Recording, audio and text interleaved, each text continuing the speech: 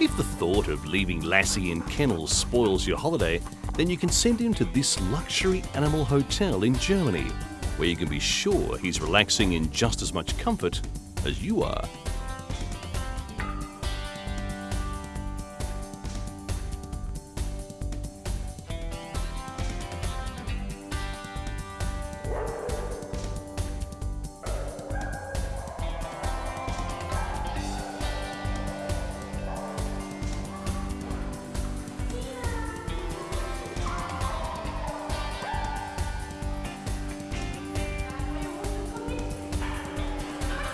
For the more social animal, there are also double rooms available.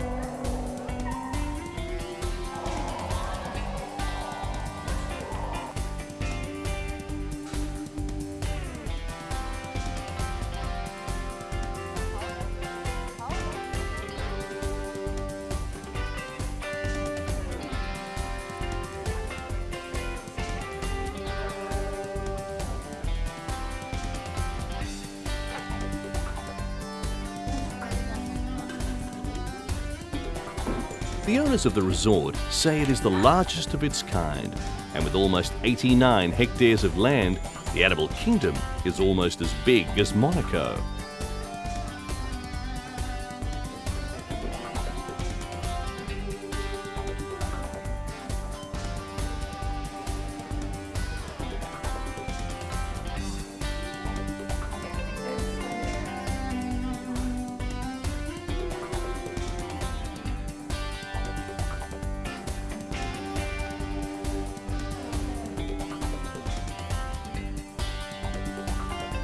In addition to a menu a la carte tailored to the animal's individual preferences, there is also a beauty parlour and a psychotherapist to allow your furry friend to get rid of the everyday stresses during his holiday too.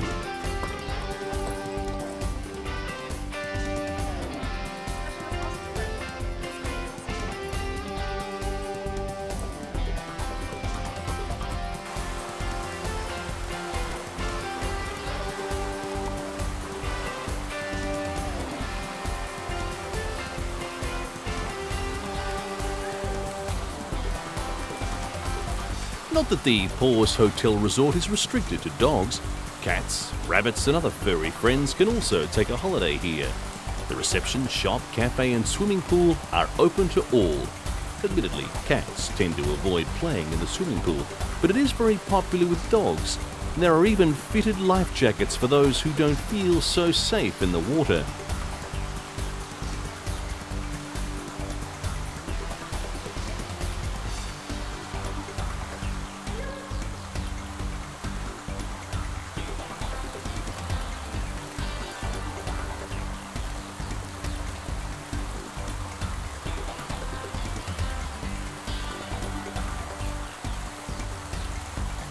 But as in any hotel, luxury comes at a price.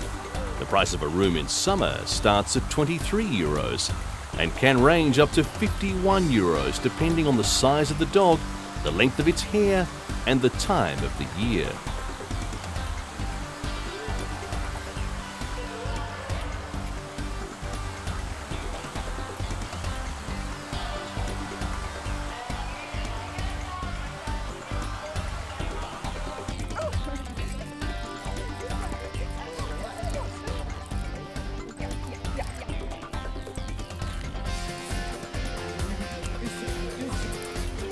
It's cheaper to have a feathered friend. Parrots can stay the night for a quarter of the cost.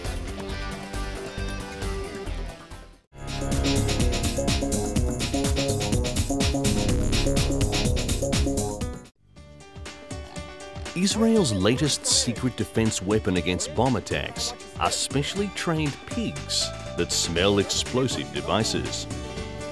Pigs may not be kosher in Israel, but may deserve an image makeover thanks to this hidden talent for sniffing out bombs. Young entrepreneur Gaba Zion, a former Israeli army trainer of security dogs, is discreetly training 4 female pigs on a desert kibbutz to do a job normally handled by canines or electronic mine detectors. He says pigs would outperform both, and hopes for a thriving business, but only abroad because religious and cultural taboos would get in the way here.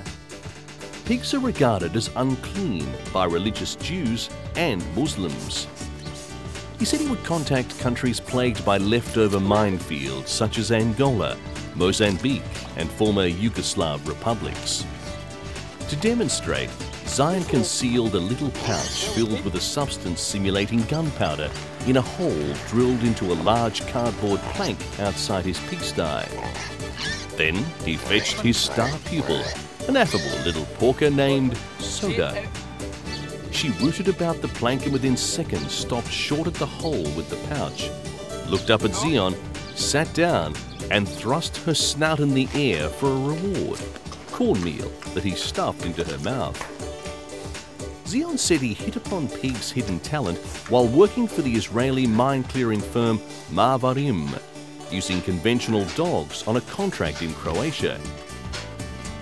Jewish and Arab Israelis generally do not eat pork for religious reasons, but some firms like Kibbutz Lahav breed pigs to serve Russian immigrants who don't adhere to the Jewish tradition.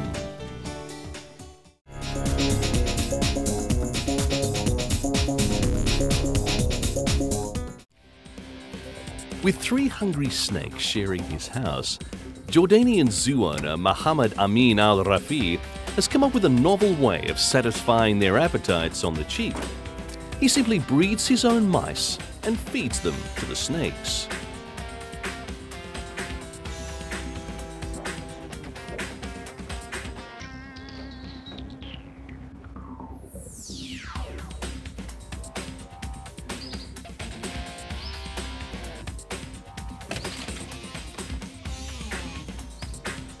The snakes, 2 males and 1 female, are all about 2.5 meters long. Each snake has to consume at least 20 mice per month.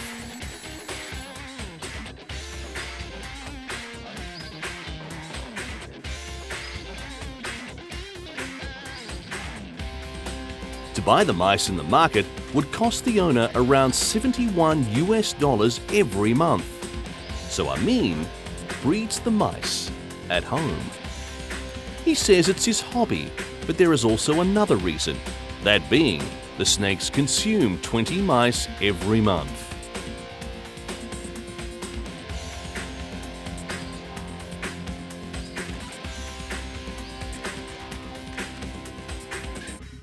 Amin began with 3 females and 1 male mouse. When the mice reproduced, he had 500 mice. Both snakes and mice now share the house with the rest of Amin's family.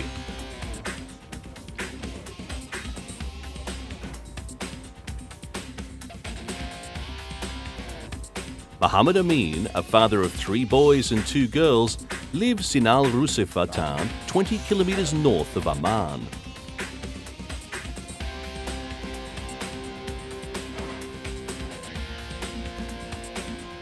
Except for his wife, all the family seems to be quite comfortable with the idea of keeping the mice and the snakes at home.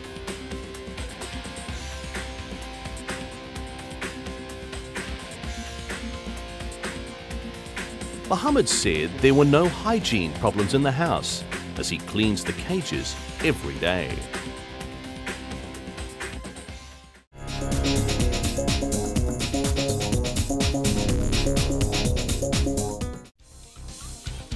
The grey-headed flying fox bat is classed as a threatened species, but you wouldn't know it walking through Sydney's Royal Botanical Gardens.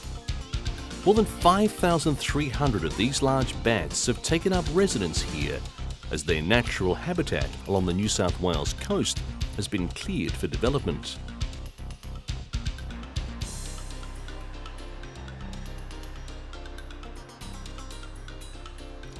Park staff say the bats, which now reside there, are not a menace, but they do need to give some of the older trees, which are up to 180 years old, a break to rejuvenate.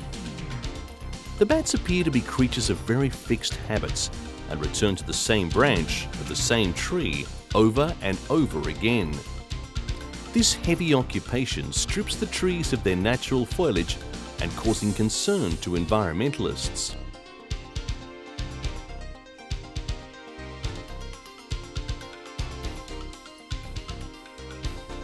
In an effort to save the trees and encourage the bats to find a new abode, staff have taken the extreme measures of banging drums, dropping python waste, and applying chili and shrimp paste on the trees. But nothing has worked so far.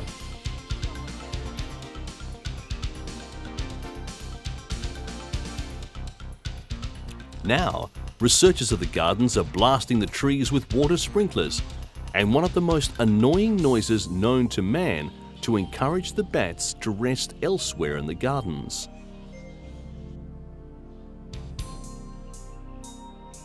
Each morning from 5:30 a.m. to 7 a.m, a device called the Phoenix Whaler emits a range of noises that are disturbing to the flying foxes in the hope that they will rest elsewhere in the gardens which edge the shore of Sydney Harbour. Visitors to Sydney's Royal Botanic Gardens are captivated by the sound, smell and sight of the world's largest flying bat, which hangs upside down from the trees. The grey-headed flying fox, which can weigh up to 4 kilos and has a wingspan of 1 metre, is a big attraction to the many intrigued international and local visitors who stroll through the area.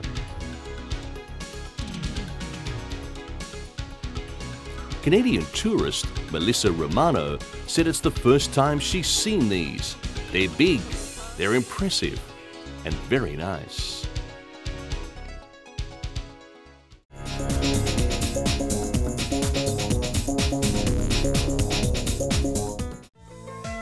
These Hong Kong fish breeders are angling for a place in the Guinness Book of Records with a giant goldfish the size of an average house cat. Bruce, more formally known as a red oranda, measures 37.2 centimetres long and is big enough and strong enough to give any hungry tabby second thoughts. Scooping up the writhing orange bundle with both hands, Louis Chan beamed and attributed Bruce's bulk to selective breeding, a good diet and plenty of exercise. The brothers are among a group of fish breeding pioneers from Hong Kong who moved their farms in the 1980s to southern China, where land and labour costs were far cheaper. The Chans will release a new hybrid goldfish that they have successfully bred. This variety of black and white Ranchu has no dorsal fins. They say it takes at least 3 years to get a new variety, and the brothers have bred more than 20 new varieties of goldfish over the past 2 to 3 decades. Their farm is one of the biggest in China, breeding more than 100 of the 300 goldfish varieties known in the country. Almost all their fish are exported, with the United States and Europe taking more than 50%. Goldfish are believed to have originated in China, where records dating back to 300 AD contain references to them. The Chinese in particular prize the brightly coloured fish as a symbol of wealth and abundance. Goldfish breeding then spread to Japan around 1500, and then to Britain, Portugal, France and the Netherlands in the 18th century with the flourishing of international trade. The Chans took the serious fish breeding world by storm when they unveiled a black and white butterfly tail Moor in 1984. Unlike the new Ranchu, the Moor has clearly delineated patches, which later earned it the nickname panda goldfish. Worldwide trade in aquarium and ornamental fish easily totals hundreds of millions of US dollars.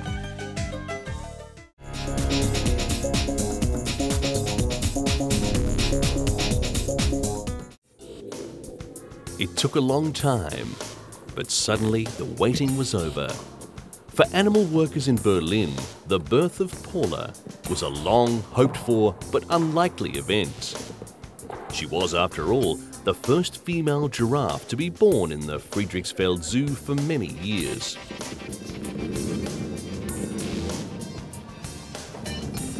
The week-old baby, whose origins are Ugandan, measured 1.8 metres tall when it was born in the thoroughly unceremonious manner usual for giraffes.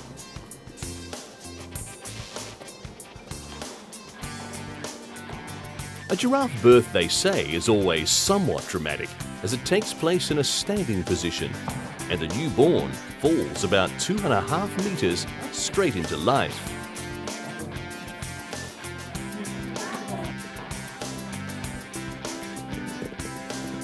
It still has soft bones, so nothing bad happens, but after a quarter of an hour, it is already trying to stand up.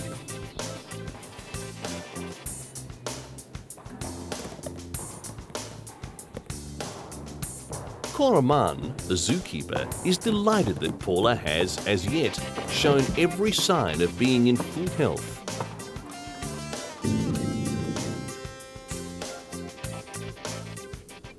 Experts are cautious, however, about predicting a smooth run. As a priority, zoologists must take care that incest does not run rife in the herd as a whole. They have reason to be worried, though, as Paula's father is also the father of her mother.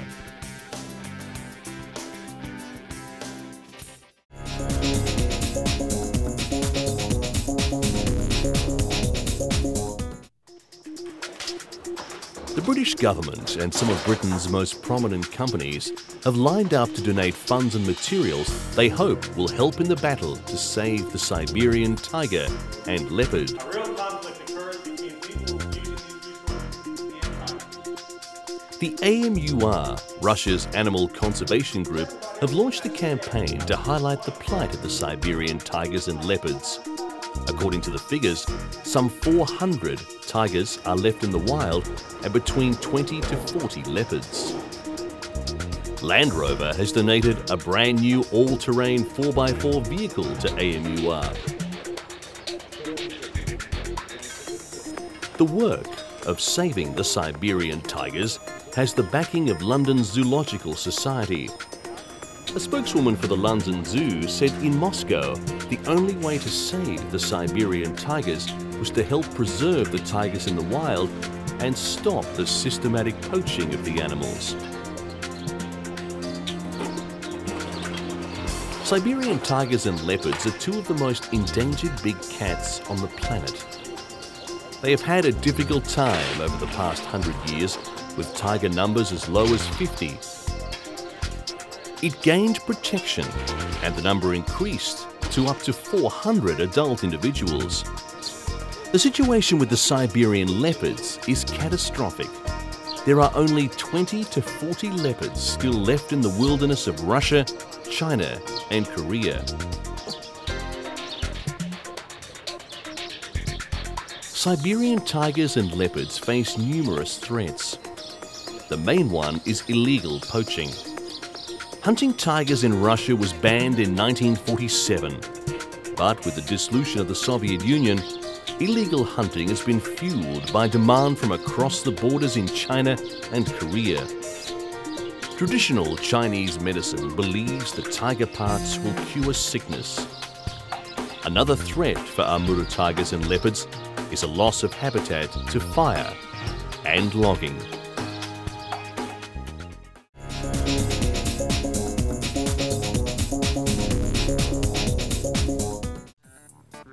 Sunglasses, cage coolers, and the latest season's hairstyle have brought new meaning to the phrase "dog days of summer" in the Netherlands.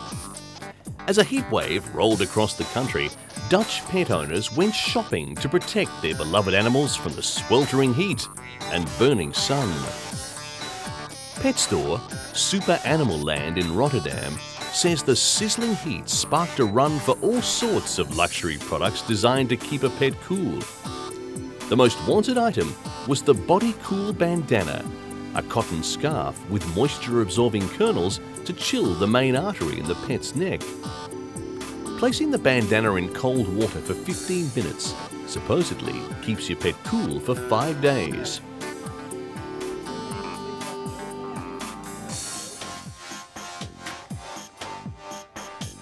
Other popular items are dog cool mats made from the same moisture kernels, cage cool ventilators, dog hats, and sunglasses.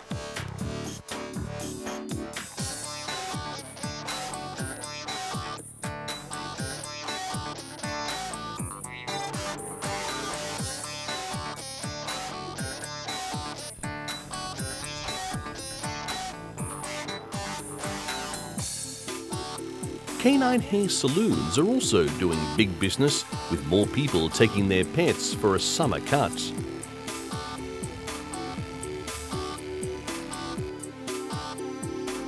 If its hair is tangled, they say, the dog cannot sweat.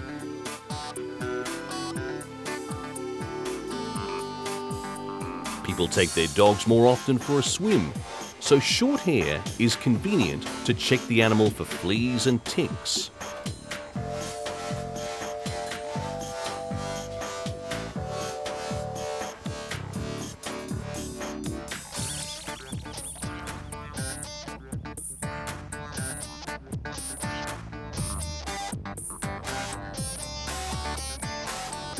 With more sun forecasted, cool dogs had nothing to sweat over.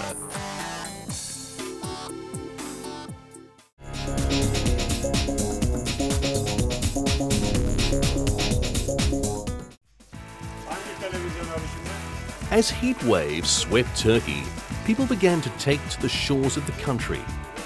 What about those who can't travel? The animals at İzmir Zoo on the Aegean coast, where the heat rose in the summer, were being washed by their handlers.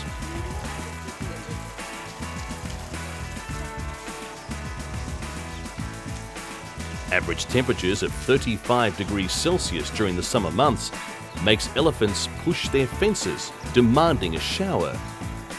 And they're washed at least 3 to 4 times a day, sometimes 5. If they don't, the elephants may force the fences and try to get wet somewhere else.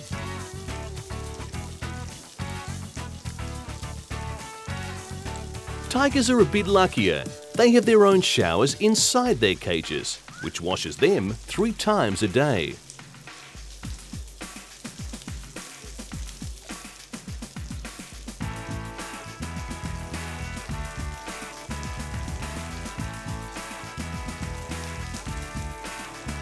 They wash the animals which like water due to the hot weather.